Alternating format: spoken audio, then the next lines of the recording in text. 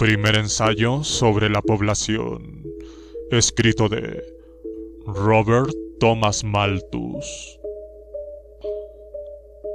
Capítulo 12. Parece un tanto extraño que la conjetura del Sr. Godwin respecto al futuro acercamiento del hombre a la inmortalidad terrenal figure en un capítulo dedicado a salvar su sistema de igualdad de la objeción del principio de población. A no ser que el Sr. Godwin suponga que la disminución de la pasión entre los sexos vaya a ser más rápida que el aumento de la duración de la vida, la Tierra se hallaría cada vez más abrumada de gente. Pero dejemos esta dificultad para que la resuelva el Sr. Godwin y examinemos algunos de los hechos aparentes de los que se pretende deducir la probable inmortalidad del hombre. Para demostrar el poder del espíritu sobre el cuerpo, el Sr. Godwin observa: ¿cuán a menudo vemos el mal humor disipado por una buena noticia? Qué común es la observación de que los mismos accidentes que en el hombre indolente pueden originar una enfermedad son, en cambio, rápidamente eliminados y olvidados por el hombre activo y afanoso. Si ando 20 millas, estando de humor decaído e indeciso, acabo terriblemente agotado.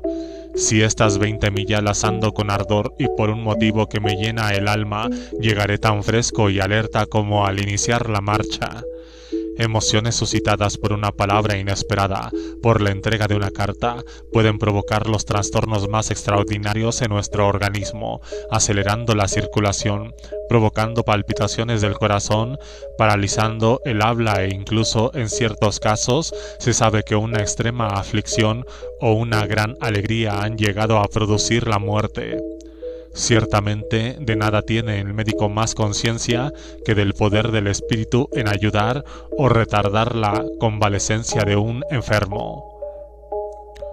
Los ejemplos aquí mencionados demuestran principalmente los efectos de los estimulantes mentales sobre los órganos del cuerpo. Nadie jamás ha puesto en duda la estrecha, aunque misteriosa, conexión que existe entre el cuerpo y el espíritu. Pero suponer que estos estimulantes puedan ser aplicados de forma continua con igual fuerza o que, en caso de serlo durante un cierto tiempo, no acabarían agotando al sujeto, es realmente argumentar con un total desconocimiento de su naturaleza. En alguno de los casos indicados, la fuerza del estimulante depende de su novedad y de la sorpresa que produce. Semejante estimulante no puede, por su naturaleza, repetirse con frecuencia con su misma efectividad, ya que su repetición le resta la propiedad que le da su fuerza. En otros casos, el argumento parte de un efecto limitado y parcial, y lo convierte en un efecto importante y general, lo cual, en innumerables casos, resulta ser una forma de razonar sumamente engañosa. El hombre ocupado y activo puede, en cierta medida, contrarrestar, o quizás sería más próximo a la verdad decir que puede ignorar esos pequeños trastornos orgánicos que fijan, en cambio, la atención del hombre que no tiene otra cosa en qué pensar. Pero esto no tiende a demostrar que la actividad mental le permita al hombre despreciar un fuerte acceso de fiebre, un ataque de viruela o una peste. El hombre que camina 20 millas impulsado por un motivo que llena su alma no presta atención al ligero cansancio de su cuerpo cuando llega a su destino, pero que se le duplique su motivo y se le envía a recorrer a pie otras 20 millas, que se cuadruplique y se le obligue a emprender por tercera vez su marcha. En último término, la distancia total que pueda recorrer dependerá de sus músculos y no de su espíritu. Es posible que Powell hubiese andado más por 10 guineas que el Sr. Godwin por medio millón. Un impulso de extraordinaria potencia actuando sobre un organismo de fuerza moderada podría, quizá, llevar al hombre a la muerte con consecuencia de su esfuerzo, pero no le haría andar 100 millas en 24 horas. Este planteamiento del caso muestra el error de suponer que la persona no estaba, en realidad, cansada al terminar su caminata de 20 millas, porque simplemente no aparentaba estarlo o apenas tenía conciencia de su estado de cansancio. La mente no puede fijar fuertemente su atención en más de un objeto a la vez. Las 20.000 libras ocupaban tan plenamente su pensamiento que no prestó atención ni al ligero dolor de sus pies ni a la rigidez de sus piernas. Pero si de verdad hubiese estado tan fresco y alerta como cuando inició la marcha, podía haber recorrido las segundas 20 millas con la misma facilidad que las primeras, lo mismo con las terceras y así sucesivamente, lo cual nos conduce al más palpable de los despropósitos. A un caballo fogoso medianamente cansado se le puede estimular con la espuela y el freno, de tal suerte que puede parecer a quien le vea pasar tan fresco y brioso como si aún no hubiere recorrido una milla. Más aún, es probable que el propio caballo, mientras le dura el ardor y la pasión provocados por este estímulo, sea incapaz de sentir fatiga alguna, pero sería curiosamente contrario a toda razón y experiencia basarse en esta apariencia para afirmar que, si se prolongara el estímulo, el caballo no llegaría jamás a cansarse. Los ladridos de una jauría pueden hacer que algunos caballos al término de una jornada de 40 millas aparezcan tan frescos y vivaces como al iniciarla. Si fueran entonces lanzados a la caza, sus jinetes no apreciarían al principio ninguna pérdida de energía ni de brío en sus monturas, pero hacia el término de la agotadora jornada, la fatiga previa empezará a surtir efecto, y los caballos se encontrarían cansados antes de tiempo. Si me he dado una larga caminata con mi escopeta, sin cobrar pieza alguna, he vuelto a casa con una profunda sensación de malestar provocada por el cansancio. Otro día, en cambio, habiendo recorrido prácticamente la misma distancia, pero con frecuentes motivos de diversión, he regresado a casa descansado y alegre. La diferencia en mi sensación de cansancio al llegar a casa en estos 2 días puede haber sido muy notable y, sin embargo, en los días siguientes, esta diferencia ya no se aprecia. Tan rígidas tengo las piernas y tan doloridos los pies en la mañana siguiente al día bueno como en la otra mañana. En todos estos casos, los estimulantes actúan sobre la mente desviando más bien su atención del estado de cansancio del cuerpo que contrarrestando este cansancio. Si mi energía mental hubiese logrado realmente contrarrestar el cansancio de mi cuerpo, ¿por qué habría de sentirme cansado al día siguiente? Si el estímulo de los perros hubiese realmente superado en los caballos el cansancio de las 40 millas, como parecía haberlo hecho, ¿a qué se debe su prematuro cansancio al final de la jornada? En el momento mismo en que escribo estas líneas estoy padeciendo un fuerte dolor de muelas. En el ardor de mi trabajo se me llega a olvidar de vez en cuando este dolor, aunque solo por breves momentos. Sin embargo, no puedo menos de pensar que el proceso que ocasiona el dolor no se ha detenido y que los nervios que transmiten la información al cerebro están, incluso en estos momentos, requiriendo la atención y el espacio para sus particulares vibraciones. La multiplicidad de vibraciones de otro tipo puede tal vez impedir su admisión o separarlas durante cierto tiempo después de admitidas hasta que un impulso de extraordinaria fuerza destruye la energía de mi capacidad argumentativa y se adueña de mi cerebro. En este, como en los otros casos, la mente parece tener muy poco poder, quizá ninguno, para contrarrestar o curar el trastorno. Lo único que puede hacer estando fuertemente excitada es fijar su atención sobre otros asuntos.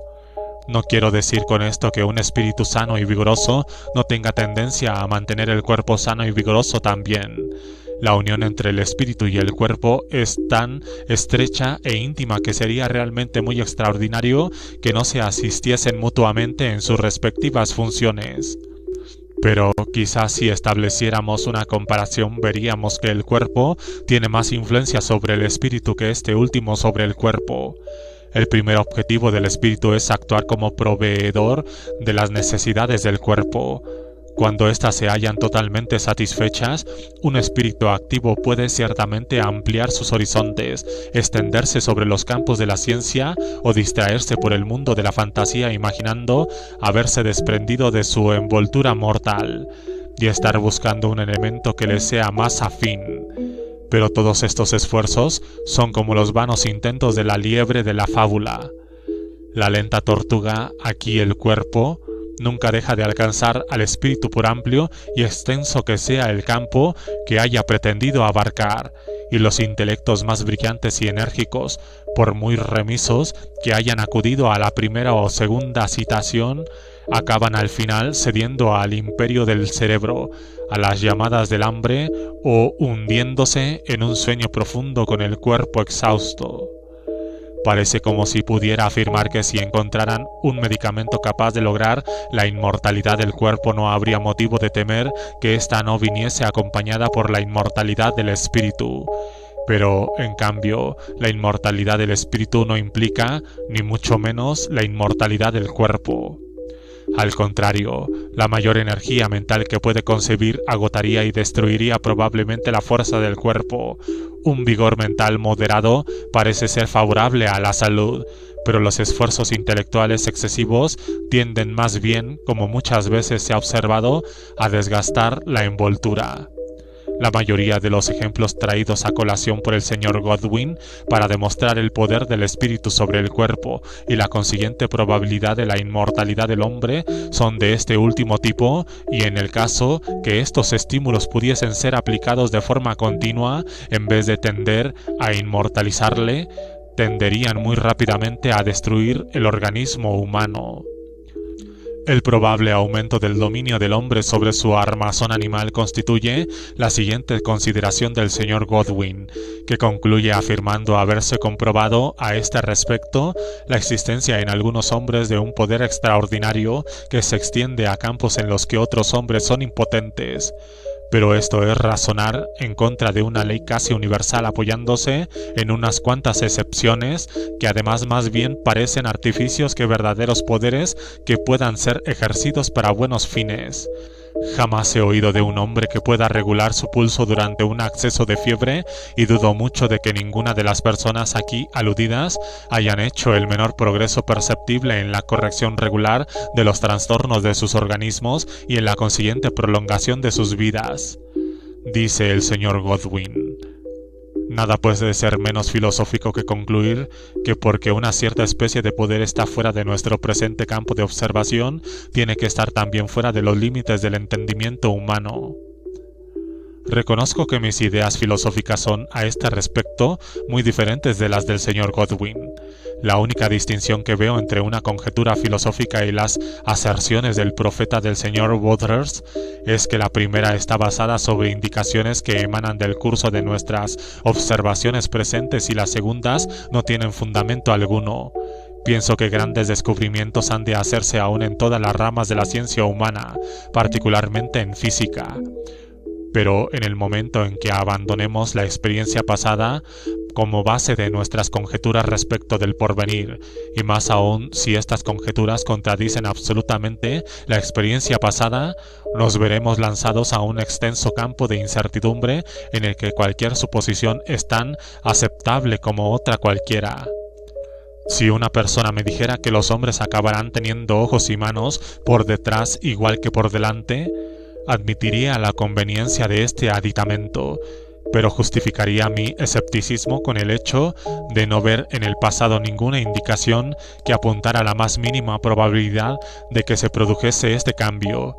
Si esta objeción no es considerada válida, todas las conjeturas son entonces iguales y todas tienen la misma validez filosófica. Debo decir que no me parece que del curso de nuestras observaciones presentes se desprendan más indicaciones genuinas de que el hombre vaya a ser inmortal, de que vaya a tener 4 manos y 4 ojos, o de que los árboles vayan a crecer horizontal en vez de verticalmente. Se dirá, tal vez, que se han hecho en el mundo muchos descubrimientos que no habían sido previstos y no se esperaban. Reconozco que esto es cierto. Pero si una persona hubiese vaticinado estos descubrimientos sin que le guiase ninguna analogía o indicación de la experiencia pasada, merecería el nombre de vidente o profeta, no el de filósofo.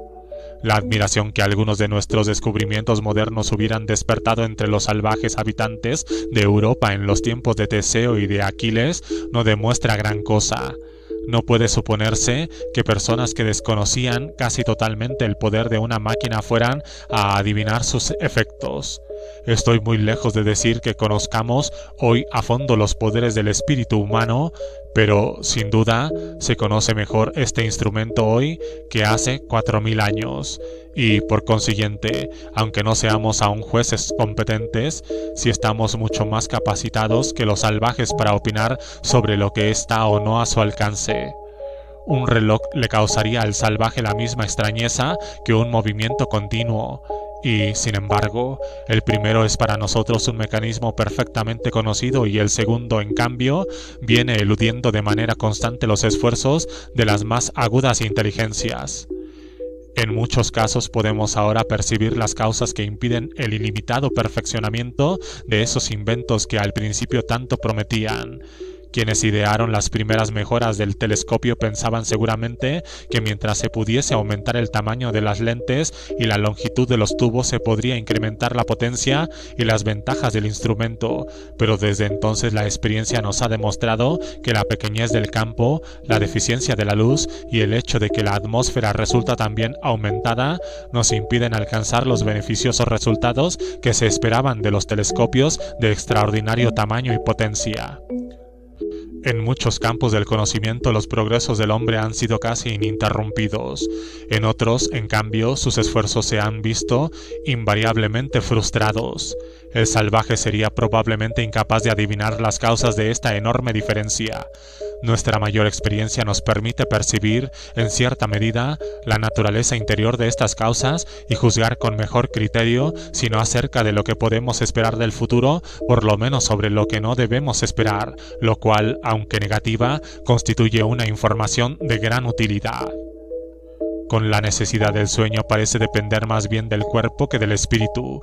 No se ve cómo el mejoramiento del espíritu puede contribuir mucho a suprimir esta destacada dolencia.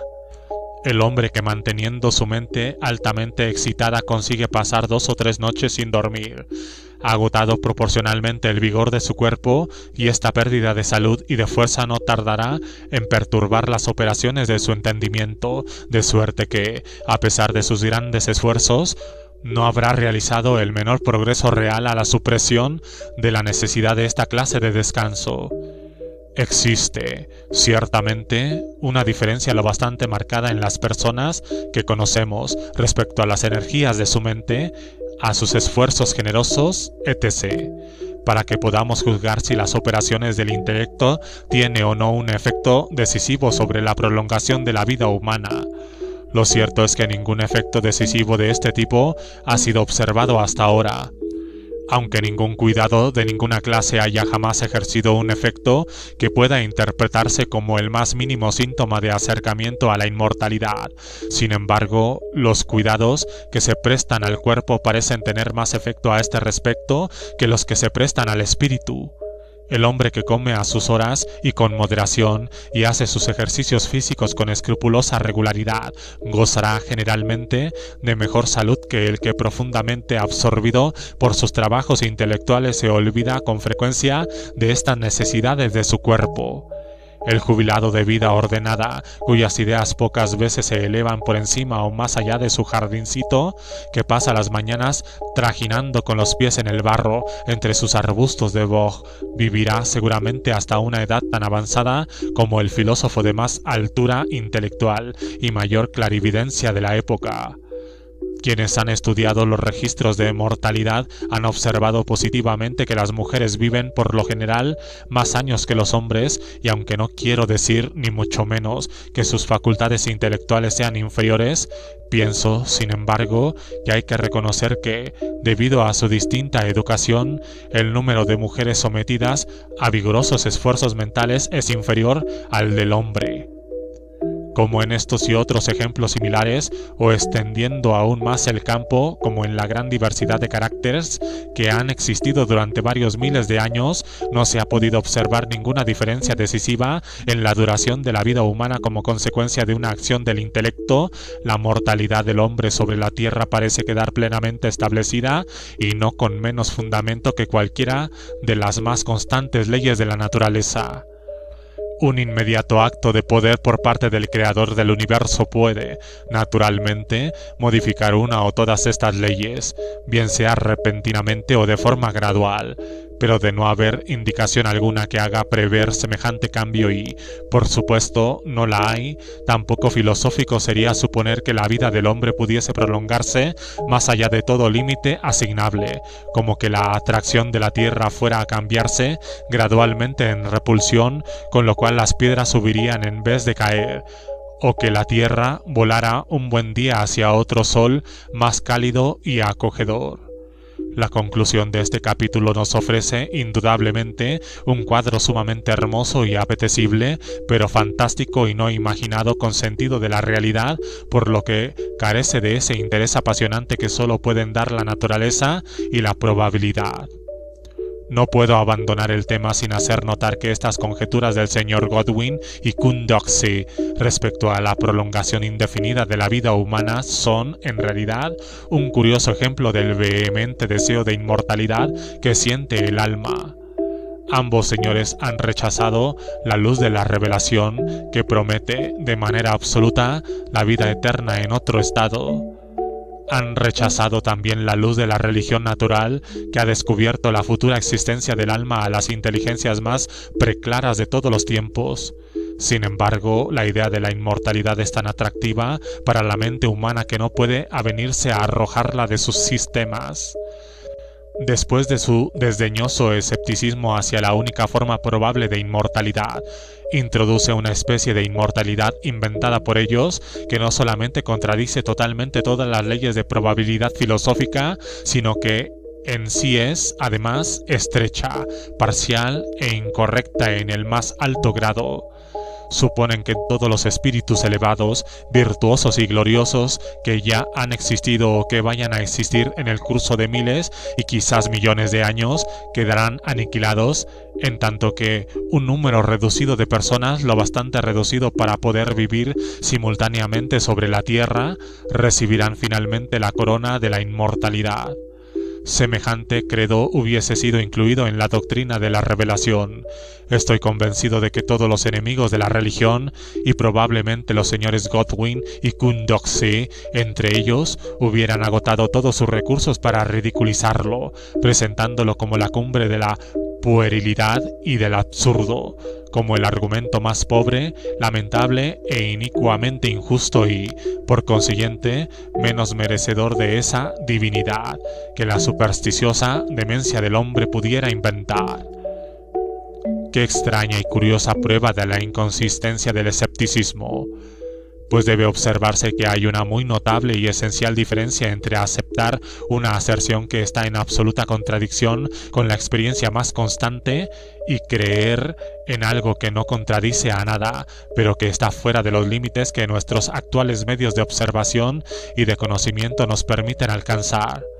Son de tal diversidad los objetos naturales que nos rodean, son tanto los ejemplos de enorme potencia que diariamente se ofrecen a nuestra vista, que muy bien podemos suponer la existencia de muchas formas y manifestaciones de la naturaleza que aún no hemos observado o que tal vez no seamos capaces de observar con nuestros actuales medios de captación.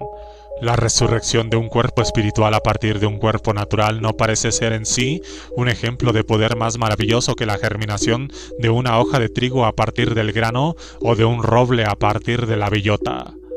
Imaginemos un ser inteligente que por su situación hubiese tan solo tenido contacto con objetos inanimados o plenamente desarrollados y que, por consiguiente, no hubiese presenciado jamás un proceso vegetativo o de crecimiento. Supongamos ahora que otro ser le muestra dos trocitos de materia, un grano de trigo y una bellota, invitándole a observarlos, analizarlos a su gusto e intentar descubrir sus propiedades y esencias, y que luego le diga que por muy insignificante que le parezca, estos trocitos de materia poseen tan sorprendentes poderes de selección, de combinación, de orden y casi de creación que, colocados en la tierra, escogerán entre el barro y la humedad que los rodea aquellos elementos que mejor pueda servir a sus propósitos. Los recogerán y ordenarán con un gusto, un criterio y una habilidad maravillosos, creciendo luego y adoptando hermosas formas que apenas pueden recordar aquellos trozos de materia que fueron depositados en la tierra. Estoy casi seguro de que aquel ser imaginario que he supuesto tendría más vacilación, pediría argumentos de más autoridad y pruebas de más peso antes de creer estas extrañas afirmaciones que si se le dijera que un ser de enorme poder, que había sido la causa de todo lo que veía en su derredor y de esa existencia de la que él mismo era consciente, había, mediante un gran acto de poder sobre la muerte y la corrupción de las criaturas humanas, elevado la esencia del pensamiento, concediéndole una forma incorporal o, por lo menos, invisible para darle una vida más feliz en otro estado. La única diferencia respecto a nuestra propia comprensión que no favorece la aserción anterior es que el primer milagro lo vemos repetirse continuamente y el otro milagro no lo hemos visto nunca.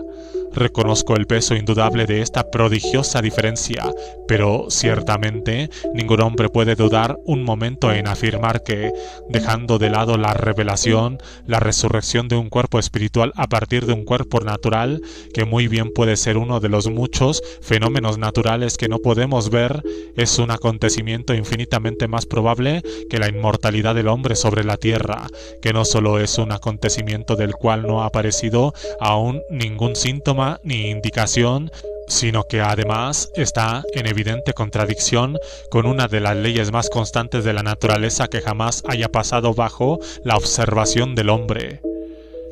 Quizá debería excusarme una vez más ante mis lectores por extenderme tanto sobre una conjetura que muchos seguramente consideran demasiado absurda e improbable para merecer la menor discusión.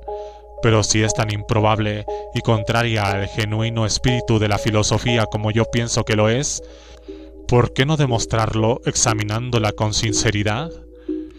Por muy improbable que a primera vista parezca una conjetura, si quienes la presentan son hombres capaces e ingeniosos, por lo menos merece ser estudiada con atención.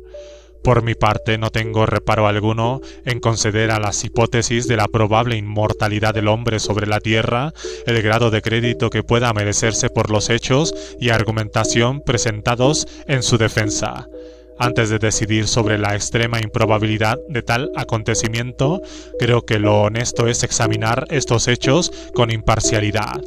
Y de este examen pienso que podemos concluir que existen menos razones para suponer que la vida del hombre pueda ser prolongada indefinidamente que para aceptar que los árboles puedan crecer hasta alcanzar alturas infinitas o que las patatas puedan llegar a ser infinitamente grandes.